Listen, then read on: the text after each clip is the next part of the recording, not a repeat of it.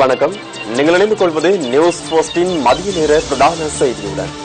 விரிவான செய்திகளுக்கு செல்ல முன்னர் முதலில் தலைப்புச் செய்திகள்.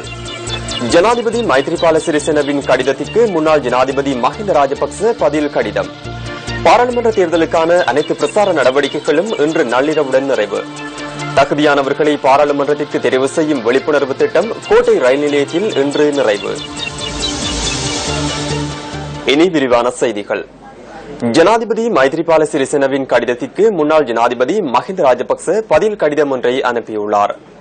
ஜனாதிபதியின் கடிதத்தில் வேறு தரப்பினரால் வழங்கப்பட்ட தகவல்களின் அடிப்படையில் முன்வைக்கப்பட்டுள்ள அடிப்படையற்ற விமர்சனங்களை நிராகரிப்பதாக பதில் கடிதத்தில் குறிப்பிடப்பட்டுள்ளது.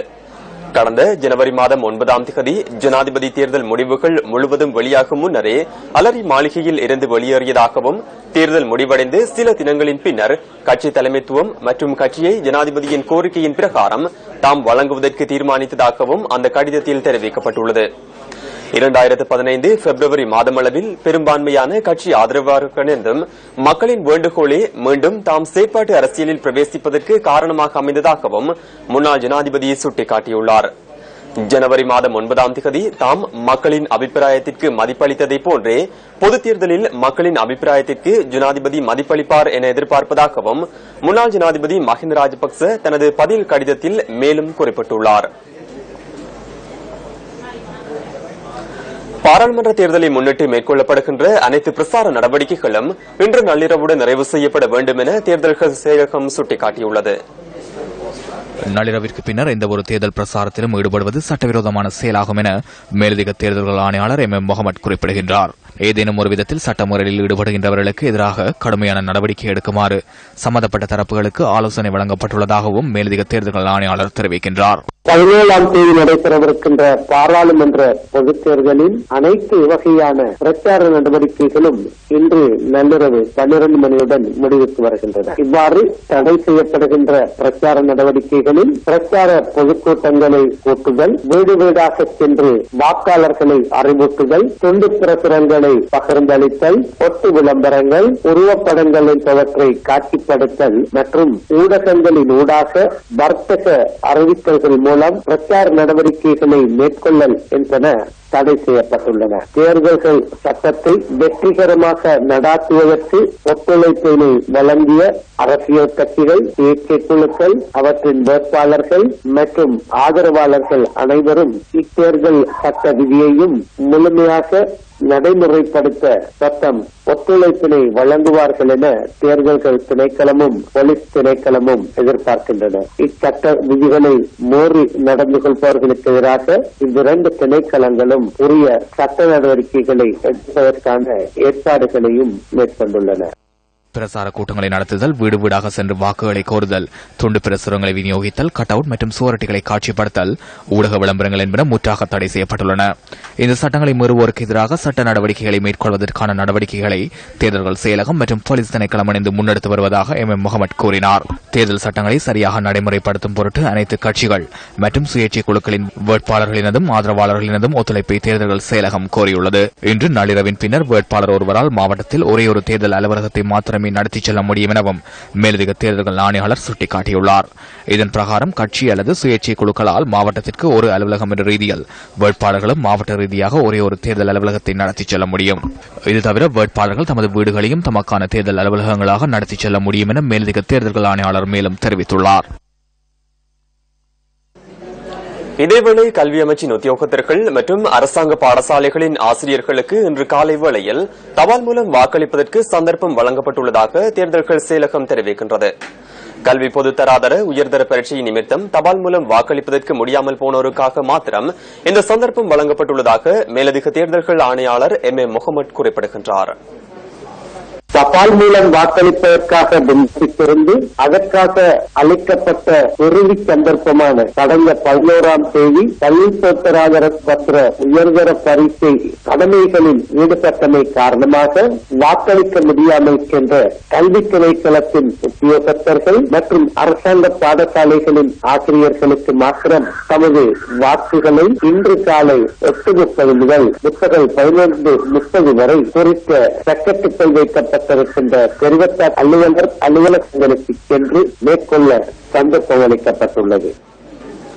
கண்டி பிரதேசத்தில் உள்ள அச்சகம் ஒன்றில் திடீர் சோதனை நடத்திய போலீசார் அங்கிருந்த 7 பேரை சந்தேகத்தின் பேரில் கைது செய்துள்ளனர். பிரதமருக்கு அவதூறு ஏற்படுத்தும் வகையில் அச்சிடப்பட்டிருந்த சுமார் 800 சுவரொட்டிகளையும் இதன்போது கைப்பற்றியுள்ளதாக போலீஸ் ஊடக பேச்சாளர் அலுவலகம் குறிப்பிடுகின்றது. கண்டி டிஎஸ் சேனநாயக்க வீதியில் உள்ள அச்சகம் ஒன்றிலேயே இந்த சுவரொட்டிகள் அச்சிடப்பட்டுள்ளதாக போலீசார் தெரிவிக்கின்றனர். சந்தேக நபர்களை இன்று நீதிமன்றத்தில் ஆஜர்படுத்துவதற்கு நடவடிக்கை எடுக்கப்பட்டுள்ளதுடன் கண்டி போலீசார் மேலதிக விசாரணைகளை மேற்கொண்டு வருகின்றனர். தேர்தல் பிரசாரங்கள் இன்று நள்ளிரவுடன் நிறைவடைந்த பின்னர் தேர்தல் விதிகளை மீறி பிரசாரங்களில் ஈடுபடுவோர் மீது கடுமையான சட்ட நடவடிக்கை மேற்கொள்ளப்படும் என போலீசார் குறிப்பிடுகின்றனர். தேர்தல் சட்டமீறல்களில் ஈடுபடுவோரை கைது செய்வதற்கும் நடவடிக்கை எடுக்கப்பட்டுள்ளதாக போலீஸ் ஊடக பேச்சாளரும் உதவி போலீஸ் அத்தியட்சகருமான ருவன் குணசேகர தெரிவிக்கின்றார். அங்கீகரிக்கப்பட்ட கட்சி அலுவலகங்களை மாத்திரமே இந்த காலப்பகுதியில் முன்னெடுப்பதற்கு இடமளிக்கப்படும் என்றும் போலீஸ் ஊடக பேச்சாளர் கூறினார். இது தவிர போலீஸ் ரோந்து சேவைகள் மற்றும் மோட்டார் சைக்கிள் கண்காணிப்பு பிரிவினரின் உதவியுடன் அந்தந்த போலீஸ் பிரிவுகளில் சட்டத்தையும் ஒழுங்கையும் பேணுவதற்கு போலீசார் ஏற்பாடுகளை மேற்கொண்டுள்ளனர். தேர்தல் சட்டமீறல்கள் தொடர்பில் கடந்த நாட்களில் மேற்கொள்ளப்பட்டிருந்த திடீர் சுற்றிவளைப்புகளை தொடர்ந்து முன்னெடுப்பதுடன் சட்டமீறல்களில் ஈடுபடுவோரை கைது செய்து அவர்களை நீதிமன்றத்தில் ஆஜர்படுத்துமாறு அனைத்து போலீஸ் நிலையங்களுக்கும் அறிவுறுத்தல் விடுக்கப்பட்டுள்ளதாக போலீஸ் ஊடக பேச்சாளர் தெரிவித்துள்ளார். நீதியானதும் நியாயமான தேர்தலை நடத்துவதற்கு சட்ட வரம்பிற்குட்பட்ட அனைத்து நடவடிக்கைகளும் போலீஸ் திணைக்களத்தினால் முன்னெடுக்கப்பட உள்ளதாகவும் அவர் மேலும் சுட்டிக்காட்டினார். மாவட்டத்திற்கு ஒரு பொதுக்கூட்டத்தை நடத்துவதற்கு இன்று நள்ளிரவு 12 மணி வரை அனைத்து அரசியல் கட்சிகளுக்கும் தேர்தல்கள் ஆணையாளர் அனுமதி வழங்கியுள்ளதாக தேர்தல் கண்காணிப்பாளர்கள் குறிப்பிடுகின்றனர். கட்சிகளின் பிரதிநிதிகள் மற்றும் கண்காணிப்பாளர்களுடன் நடத்திய கலந்துரையாடலின் போதே இந்த தீர்மானம் மேற்கொள்ளப்பட்டுள்ளதாக பெப்ரல் அமைப்பின் நிறைவேற்று பணிப்பாளர் ரோஹன் ஹெட்டியாராஜி தெரிவிக்கின்றார். தேர்தல் தினத்தன்று தெரிவு செய்யப்பட்ட பிரதேசங்களில் விசேட பாதுகாப்பு ஏற்பாடுகளை மேற்கொள்வதற்கும் இதன்போது இணக்கம் காணப்பட்டுள்ளதாக கெஃபே அமைப்பின் நிறைவேற்று பணிப்பாளர் கீர்த்தி தென்னக்கோன் கூறுகின்றார். இதேவேளை தேர்தல் சட்டமீறல்கள் குறித்து இதுவரை 1436 முறைப்பாடுகள் தமக்கு பதிவாகியுள்ளதாக தேசிய தேர்தல்கள் கண்காணிப்பு நிலையத்தின் தேசிய அமைப்பாளர் சட்டத்தரணி ரசாங்க ஹரிச்சந்திர சுட்டிக்காட்டுகின்றார். தகுதியானவர்களை மட்டும் பாராளுமன்றத்திற்கு தெரிவு செய்வது தொடர்பாக மக்கள் மத்தியில் விழிப்புணர்வை ஏற்படுத்தும் திட்டத்தின் நிறைவு நாள் நிகழ்வுகள் இன்றைய தினம் இடம்பெற்று வருகின்றன. கொழும்பு கோட்டை ரயில் நிலையம் முன்பாக நடைபெறவுள்ள விழிப்புணர்வு நடவடிக்கைகளுடன் இந்த திட்டம் நிறைவுக்கு வருகின்றது. சக்தி, சிரச மற்றும் நியூஸ் போஸ்ட் கெஃபே அமைப்புடன் இணைந்து இந்த விழிப்புணர்வு திட்டத்தை முன்னெடுத்துள்ளன.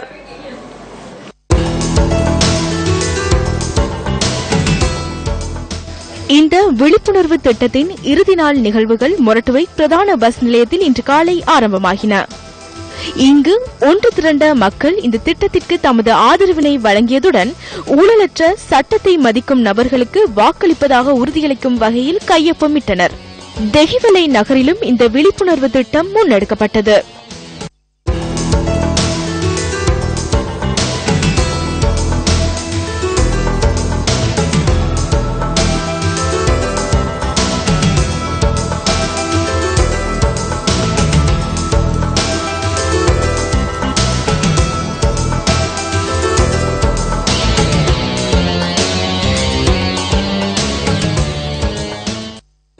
இதேவேளை யாழ்ப்பாணத்திலிருந்து தமது பயணத்தை ஆரம்பித்த மற்றொரு குழுவினர் ஹங்வெல்ல நகரை சென்றடைந்தனர்.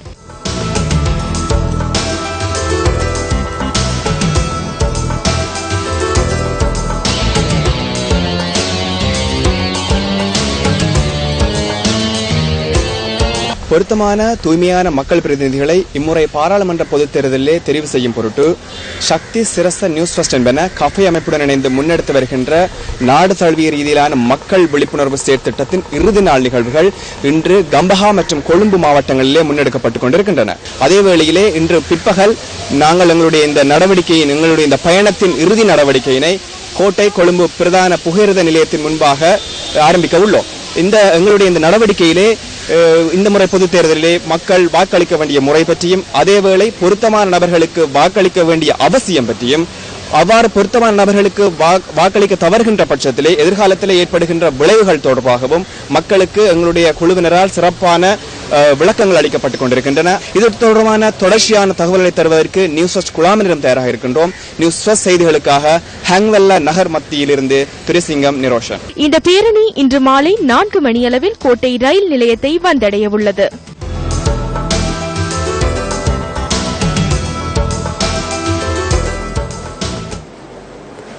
மடுதிருத்தலத்தின் திருவிழாவினை முன்னிட்டு விசேட ரயில் சேவையை ரயில்வே திணைக்களம் ஆரம்பித்துள்ளது. நீர்கொழும்பு முதல் மடு வரை இந்த ரயில் சேவையில் ஈடுபடுத்தப்பட்டதாக ரயில்வே கட்டுப்பாட்டு நிலையம் குறிப்பிடுகின்றது. நாளைய தினமும் நீர்கொழும்பிலிருந்து மடு வரை இந்த சேவை இடம்பெறவுள்ளதாக ரயில்வே திணைக்களம் குறிப்பிடுகின்றது. கொழும்பில் இடம்பெற்ற அரசியல் கூட்டம் ஒன்றில் கலந்து கொண்ட நல்லாட்சிக்கான மக்கள் முன்னணியின் தலைவர் சுசில் கிண்டல்பிட்டியே இவ்வாறு கருத்து வெளியிட்டார். கொழும்பில் உள்ள தமிழ் அரசியல்வாதிகள் தமிழ் பேசும் மக்களின் உரிமைகள் தொடர்பில் பேசுகின்றனர். தேர்தல் காலங்களில் மாத்திரம் தமிழ் மக்களின் உரிமைகள் தொடர்பில் அவர்கள் பேசினார்கள். வாக்குகளை பெற்றதன் பின்னர் எதனை செய்தார்கள்?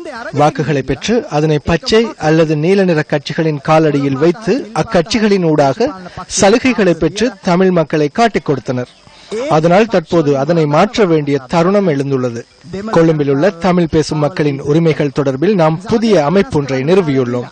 சிங்கள சமூகத்தை பிரதிநிதித்துவப்படுத்திய போதிலும் தமிழ் மக்களின் பிரச்சினைகளை நான் அறிவேன். கொழும்பில் உள்ள தமிழ் பேசும் மக்களின் துன்பத்தை நான் அறிவேன். குரலற்ற தமிழ் பேசும் மக்களின் எதிர்பார்ப்புகளையும் அவர்களின் உரிமைகளை வெற்றிக் கொள்வதற்காக முன்னெடுக்கும் அரசியல் போராட்டத்தையும் மேலும் நான் வலுப்பெற செய்ய உள்ளேன்.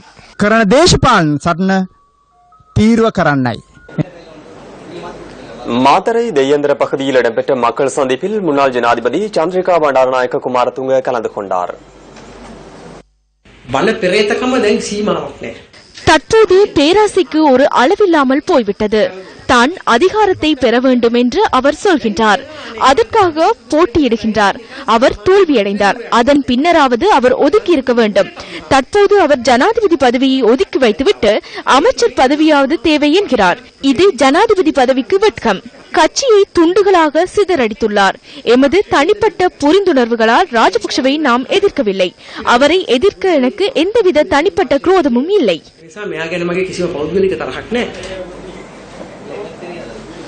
தேர்தல் மேடைகளில் அரசியல் கட்சிகளின் தலைவர்கள் தெரிவித்த சில கருத்துக்கள் அடுத்து. உங்களது வருமானத்தை உயர்த்துவதற்கு நான் திட்டம் ஒன்றை முன்வைத்துள்ளேன். வருகின்ற வருடங்களில் சுயதொழில் மற்றும் சம்பளங்களை அதிகரிப்போம். 13 வருட பாடசாலை கல்வி கட்டாயமாக்கப்படுவதுடன் கைத்தொழில் பயிற்சி மற்றும் தொழில் பயிற்சியும் வழங்கப்படும். பல்கலைக்கழக மாணவர்களுக்கு வேலை வாய்ப்புகள் வழங்கப்படும். இந்த நாட்டில் சுகாதாரத்துறையை மேம்படுத்த திட்டம் ஒன்று உள்ளது.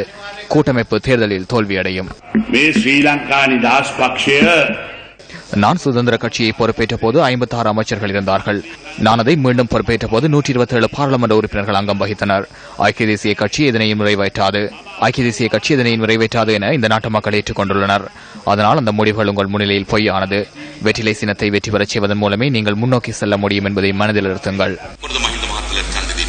ஏன் நாங்கள் மஹிந்தவிற்கு வாக்களிக்க வேண்டும்?